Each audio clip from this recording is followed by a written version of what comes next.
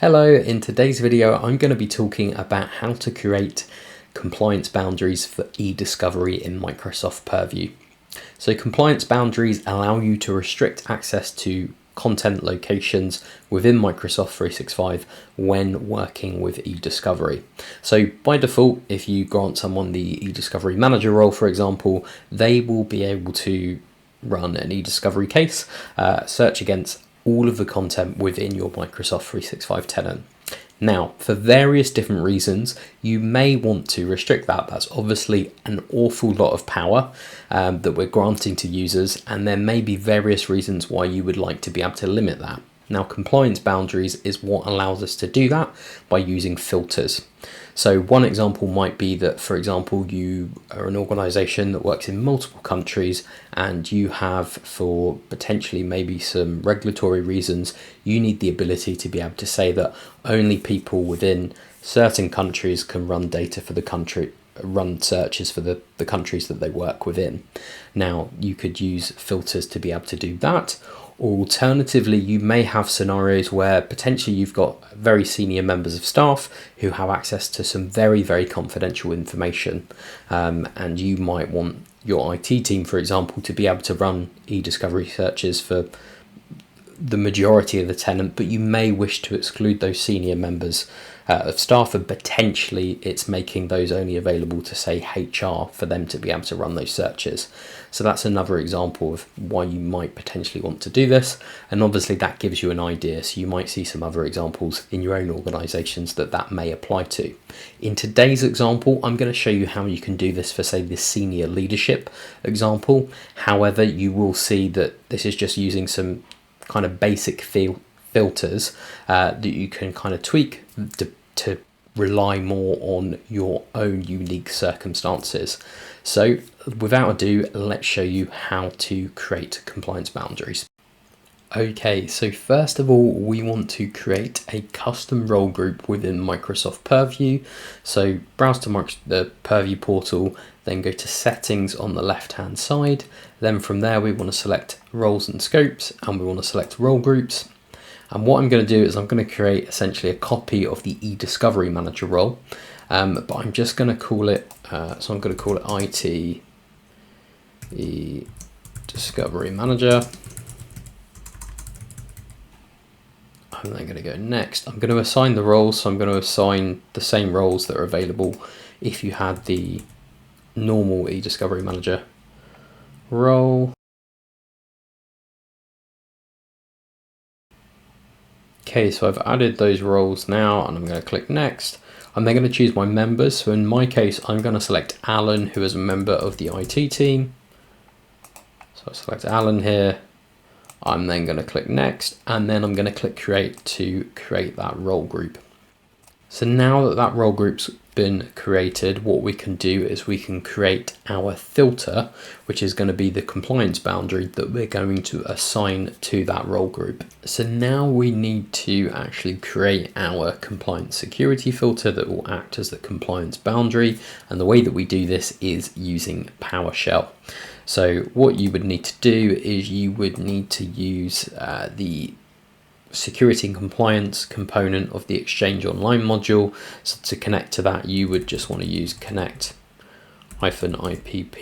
session, and then that will allow you to connect to that. I've actually already connected, and as you'll see above, I've ran the command that we need, which has a filter name, which essentially is just the name of the filter, the users that we're applying it to, and in our case that users is actually the role group that we want to apply it to, and then the filters, which is the conditions that we want to be met for the criteria of the content that comes back with an eDiscovery, which I'll touch on a little more in a second.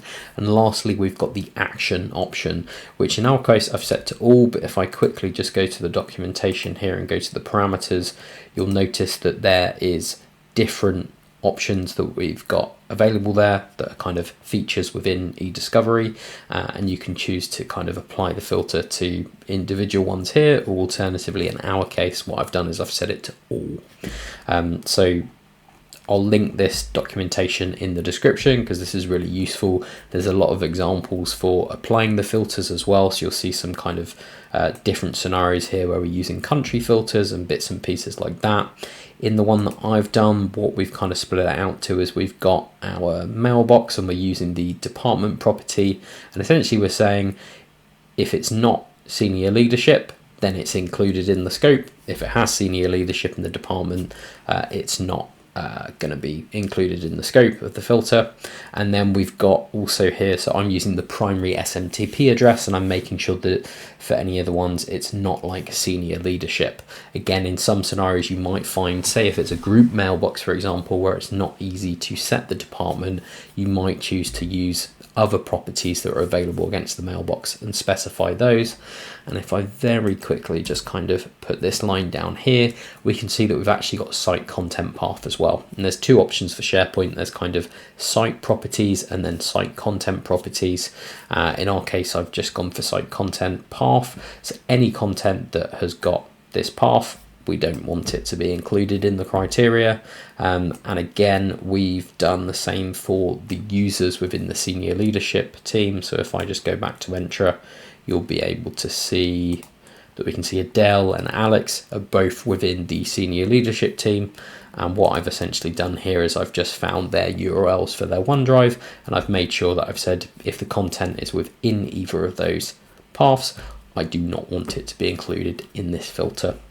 So that's how you would go about creating the filter. And again, it's just running that within PowerShell. I'll now show you a bit more of what the user experience looks like once that filter has been applied. So I'm currently logged in as Alan here, and we can see the search query that I've run here. So I'm just looking for the incident 555 as my keyword. And if we go to statistics very quickly, we'll see just the rough number of what was returned. So we can see there were 7 matches across 4 locations. So that's kind of what we've had back. And then if I very quickly just go to the review set for that, we can look at the source of the information that was returned. And we can see that that's kind of relating to Christy Klein's OneDrive there, Deborah's mailbox, as well as Christy's mailbox. And then we've just kind of got our root SharePoint site as well that's referencing. Now, if I go to Diego's account, so we're now signed in as Diego, who is a member of the HR team who has access to the eDiscovery manager role that does not have a compliance boundary set against it. And if we very quickly just look at the search query that we've run here, so again, we're using that incident 555, and we'll let the statistics load.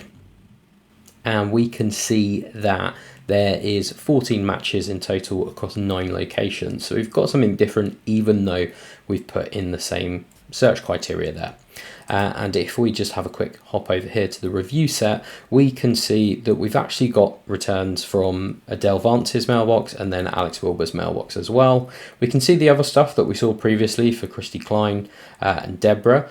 But we're also noticing here that, again, there's stuff from senior leadership that's been thrown back there in terms of Teams channel messages. And then we've also got some site information that's relating to that as well. And all of the other bits that previously Alan was able to see. So here you can see kind of the benefit of being able to use compliance boundaries in terms of being able to refine what is available to users within the organization that shouldn't necessarily have eDiscovery capabilities for the entire data set within your Microsoft 365 environment. I hope you enjoyed this video. If you did, please like, comment and subscribe, and I will see you in the next video. Thank you very much for watching.